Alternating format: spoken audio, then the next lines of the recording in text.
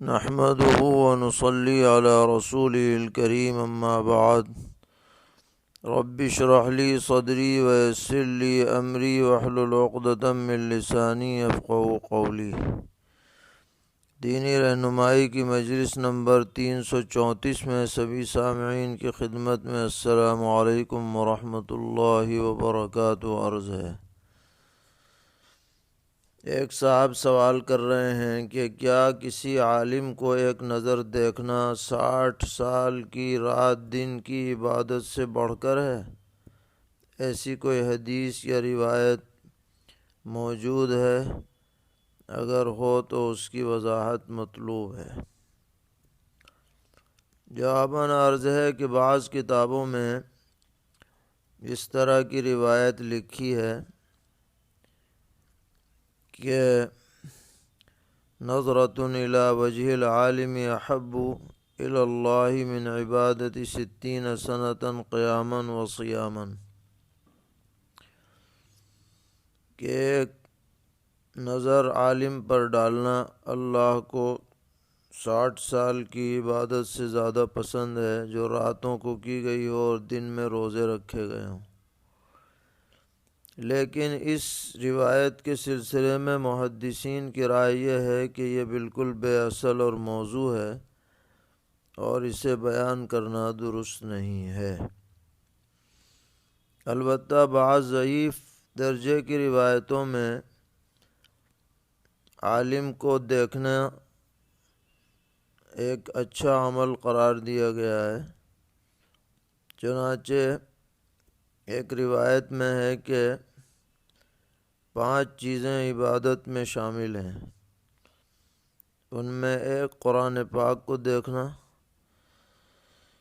دوسرے بیت اللہ شریف پر نظر ڈالنا، تیسرے والدین کو دیکھنا، چوتھے زمزم کے پانی کو دیکھنا اور 5ویں عالم کے چہرے کو دیکھنا۔ اس روایت کو بھی محدثین نے ضعیف قرار دیا ہے، لیکن فضائل میں قابل قبول ہے، بے اصل نہیں کہا جا سکتا۔ اور عالم کو دیکھنا دراصل کسی شخص کو دیکھنا نہیں ہے بلکہ دین کی طرف رغبت ہونا، یہ دراصل عالم کو دیکھنے کا سبب بنتا ہے، اور ظاہر ہے کہ دینداری اور دین سے محبت یہ اچھی چیز ہے۔ سوال ہے کہ کان سے مسلسل پس آ رہی ہے، تو اگر اس کو انگلی یا روئی وغیرہ سے صاف کیا جائے تو کیا وضو ٹوٹ جائے گا؟ اور اگر وہ خود بخود بہہ پڑے اور نیچے آ جائے تو کیا حکم ہے؟ جواباً عرض ہے کہ یہ جو پس نکلتی ہے یہ کسی زخم وغیرہ کی وجہ سے ہوتی ہے اور ناپاک ہوتی ہے، اس لیے اگر یہ نکل جائے اور اپنی جگہ سے آگے بڑھ جائے تو وضو ٹوٹ جائے گا، دوبارہ وضو کرنا ہوگا۔ پوچھتے ہیں اگر کوئی شخص صاحب ترتیب تھا اور پھر اس کی نمازیں بہت سی چھوٹ گئیں، اب وہ دوبارہ صاحب ترتیب بننا چاہتا ہے تو کیا وہ سنن و نوافل کو بھی دہرائے گا یا صرف فرائض کو دہرانا کافی ہے؟ جواباً عرض ہے کہ صرف قضا فرض نمازیں دہرا لے اور پوری کر لے تو وہ صاحب ترتیب بن جائے گا، سنتوں کو دہرانے کی ضرورت نہیں ہے۔ سوال ہے کہ اگر وقتیہ سنت مؤکدہ کو چھوڑ کر آدمی نمازوں کی قضا کرے، یعنی قضائے عمری پڑھے، تو یہ صحیح ہوگا یا نہیں؟ جواباً عرض ہے کہ سنن مؤکدہ کو تو نہیں چھوڑنا چاہیے، وقت پر ان کو ادا کرنا چاہیے، البتہ نوافل کے بجائے قضا نمازیں پڑھ سکتے ہیں۔ سوال ہے کہ اگر کوئی شخص امام کے ساتھ نماز پڑھ رہا تھا لیکن اسے سہو ہو گیا کہ مجھے 2 رکعت ملی ہیں یا 3 رکعت، اور وہ 4 رکعت والی نماز پڑھ رہا ہے، جب امام صاحب کی نماز پوری ہوئی تو ان کے ساتھ قعدہ اخیرہ بھی کر لیا، پھر اس نے شبہے کی وجہ سے مزید 1 رکعت اور پڑھ لی، یعنی امام کے اعتبار سے 4 اور اپنے اعتبار سے 5 رکعت شبح میں پڑھی، پھر سجدہ سہو کرنا بھول گیا اور سلام کے بعد عمل کثیر بھی کر لیا۔ اس کے بعد اس کو یاد آیا کہ مجھے تو سجدہ سہو کرنا تھا، تو اس نے سجدہ سہو کر کے سلام پھیرا، تو نماز درست ہوئی یا نہیں؟ جواباً عرض ہے کہ اگر واقعتاً اس کو اس بات کا گمان غالب تھا کہ 1 رکعت نماز چھٹی ہے اور پھر اس نے مسبوق بن کر اسے پورا کیا ہے تو نماز درست ہو گئی، اور اگر اسے یقین ہے کہ نماز اس کی کوئی نہیں چھٹی تھی اور ساری نمازیں اس نے ساری رکعات پوری امام کے ساتھ صحیح پڑھی ہیں اور پھر اس نے مزید 1 رکعت پڑھ لی، تو اسے سجدہ سہو کرنا تھا، اور عمل کثیر کے بعد سجدہ سہو کا اعتبار نہیں ہے، اس سے پہلے کر لینا چاہیے تھا۔ اب مناسب ہے کہ وہ اسے دہرا لے، واجب تو نہیں ہے لیکن بہتر ہے کہ دہرا لے۔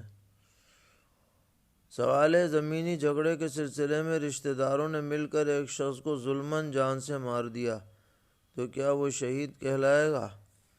جی ہاں، اگر آلے دھاردار سے قتل کیا ہے اسے ظلماً تو اس پر شہید کے احکام جاری ہوں گے، فقہا نے لکھا ہے۔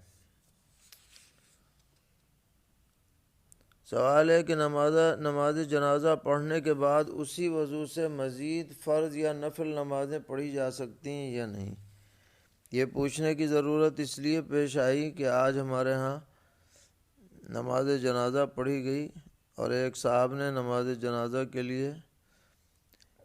وضو کیا تھا، جس سے انہوں نے نماز جنازہ پڑھی، اس کے بعد انہوں نے عصر کی فرض نماز ادا کی، تو کچھ لوگ کہنے لگے کہ جنازے کے وضو سے فرض نہیں پڑھ سکتے، تو کیا ایسا ہی مسئلہ ہے؟ جواباً عرض ہے کہ جو وضو نماز جنازہ کے لیے کیا جائے اس سے جنازے کی نماز بھی پڑھ سکتے ہیں اور نفلیں بھی پڑھ سکتے ہیں، اور کوئی فرض پڑھنا چاہے تو وہ بھی پڑھ سکتے ہیں، اس کے لیے کوئی الگ سے وضو کرنے کی ضرورت نہیں ہے۔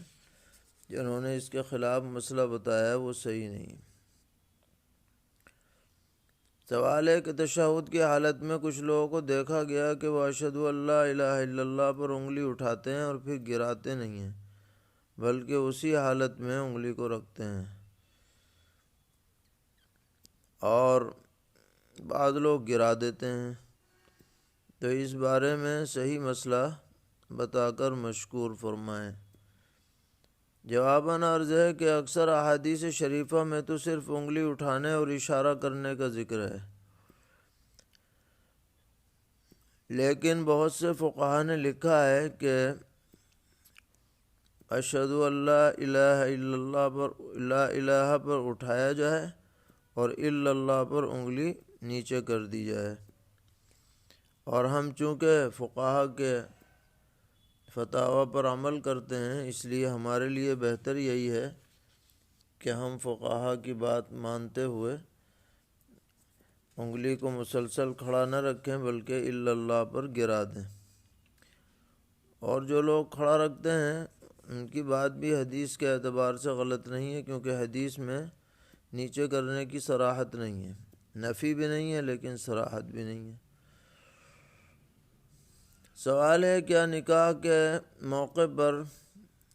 منگنی کی دعوت، اسی طرح بارات کی دعوت، چوتھی کی دعوت، کیا یہ سب لڑکی والوں کے ذمہ ہیں؟ چاہے وہ امیر ہوں یا غریب، وسعت رکھتے ہوں یا نہ رکھتے ہوں، ان پر لازم ہے کہ یہ سب دعوتیں کریں؟ یہ دیکھا گیا ہے کہ بہت سے لڑکی والے غریب ہوتے ہیں، بیٹیوں کی شادیاں کرنے میں اپنے مکان اور کھیت تک کو بیچنا پڑتا ہے، سودی قرض لینا پڑتا ہے، لیکن برادری کی رسومات کی وجہ سے انہیں یہ سب کام انجام دینے ہوتے ہیں، تو کیا لڑکی والوں پر اس طرح کا دباؤ ڈالنا ظلم نہیں ہے؟ اسلامی نقطہ نظر اس بارے میں کیا ہے؟ جواباً عرض ہے کہ منگنی کی دعوت کہیں ثابت نہیں ہے، اسی طرح چوتھی کی دعوت بھی محض رسم ہے، اور بارات کی دعوت بھی ولیمے کی طرح مسنون نہیں ہے۔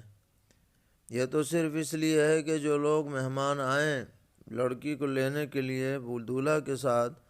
ان کی کچھ تواضع کر دی جائے، باقی اسے بالکل ولیمے کی طرح مسنون سمجھنا یا اس پر لڑکی والوں کو زیر بار کرنا یا لمبی لمبی بارات لے کر کے آنا، یہ سب چیزیں شریعت کے خلاف ہیں اور ان پر نکیر ہونی چاہیے، ان طریقوں کو ترک کرنا چاہیے۔ اور لڑکی والوں کی اس سے بڑی کیا قربانی ہے کہ وہ تو اپنی بیٹی دے رہے ہیں، اس کے باوجود ان سے ان دعوتوں کا مطالبہ کرنا اور اسی طرح جہیز کا مطالبہ کرنا، یہ سب ناجائز ہے اور قطعاً غیروں کا طریقہ ہے، اس سے ہر مسلمان کو بچنا چاہیے۔ سوال ہے کہ کوئی باپ اپنی بیٹی کا نکاح مفت میں نہ کرنا چاہے اور جہیز بھی نہ دے، اور یہ کہے کہ میں اپنی بیٹی کا نکاح اس کے ساتھ کروں گا جو مجھے 5 لاکھ روپے دے گا، یا یوں کہے کہ لڑکی کی پرورش پر جو اب تک میں نے خرچ کیا ہے اس کا خرچ جو مجھے دے گا میں اس سے اپنی لڑکی کی شادی کروں گا۔ تو لڑکی کا اس طرح لڑکے سے مطالبہ کرنا یا لڑکے والوں سے مطالبہ کرنا درست ہے یا نہیں؟ جواباً عرض ہے کہ جس طرح لڑکے والوں کا لڑکی کے باپ وغیرہ سے جہیز کا مطالبہ کرنا ناجائز اور سراسر ظلم ہے، اسی طرح لڑکی کے والد کا یہ کہنا کہ اتنے لاکھ روپے دو تو میں لڑکی کی شادی کروں گا، یا یہ کہ میں نے لڑکی پر جو خرچ کیا ہے وہ دو تب میں شادی کروں گا، یہ سراسر جہالت اور نہایت ذلت والی بات ہے۔ گویا کہ لڑکی کو فروخت کیا جا رہا ہے، یہ تو اس طرح کی بات ہو گئی۔ اور کسی باپ نے اگر بچی پر خرچ کیا ہے تو یہ اس لیے تھوڑی کہ وہ اس کا معاوضہ دنیا میں لے، یہ تو ایک عبادت کے درجے کی چیز ہے اور بڑی فضیلت ہے کہ آدمی بچیوں پر خرچ کرے، ان کی سب ضرورتوں کو پورا کرے، اور باپ پر بحیثیت باپ ہونے کی ذمہ داری بنتی ہے کہ وہ ان کی سب ضرورتوں کی تکمیل کرے۔ اس لیے ایسا کوئی مطالبہ یہ درست نہیں ہے، اس پر نکیر ہونی چاہیے، اس پر بند لگنا چاہیے۔ سوال ہے کہ مسلم اوقاف کے تحت ہمارے ہاں عیدگاہ ہے اور اس کے ایک حصے پر لوکل مسجد کی انتظامیہ نے قبضہ کر کے کسی کو کرائے پر دے دیا اور کرایہ ابھی تک مسجد کے اخراجات میں خرچ کرتے رہے۔ مسلم اوقاف کو اس بارے میں کوئی علم نہیں تھا۔ کرایہ دار کو جب پتہ چلا کہ یہ مسلم اوقاف کی جائیداد ہے تو اب اس نے وہ کرایہ بجائے انتظامیہ مسجد کو دینے کے مسلم اوقاف کو دینا شروع کر دیا ہے، تو یہ عمل اس کا صحیح ہے یا نہیں؟ جواباً عرض ہے کہ حسب تحریر سوال جب یہ جگہ مسلم اوقاف کے تحت آتی ہے اور اس کے زیر انتظام ہے تو مسجد والوں کو اس کا کرایہ نہیں لینا چاہیے، اوقاف والوں ہی کو لینا چاہیے، پھر جو مصرف وقف نامے میں لکھا ہے وہیں پر اس کو خرچ کرنا چاہیے۔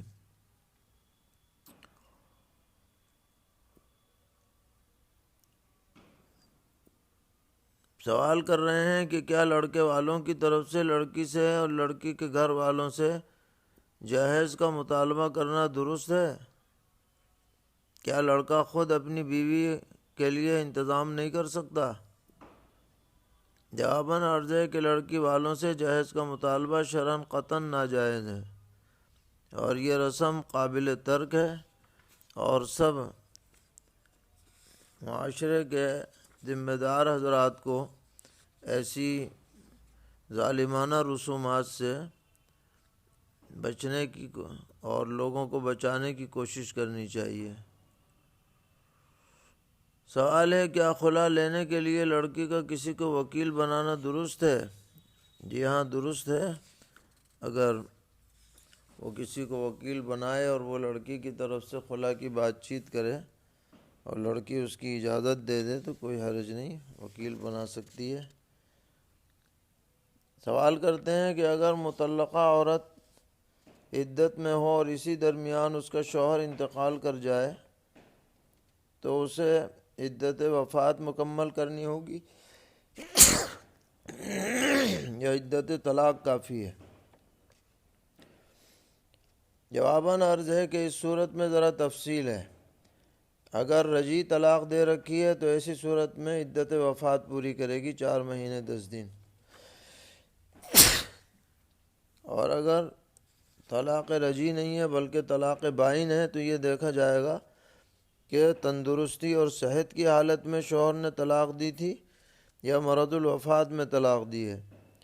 اگر تندرستی کی حالت میں طلاق دی گئی تھی اور پھر اچانک انتقال ہو گیا تو صرف طلاق کی عدت گزرے گی، وفات کی نہیں۔ اور اگر مرض الوفات میں اس نے طلاق دی تھی تو ایسی صورت میں عدت وفات پوری کرے گی، طلاق کی نہیں، وفات والی عدت پوری کرنی ہوگی۔ اللہ تعالی ہم سب کو دین پر استقامت عطا فرمائے، ہر طرح کے شرور سے محفوظ رکھیں۔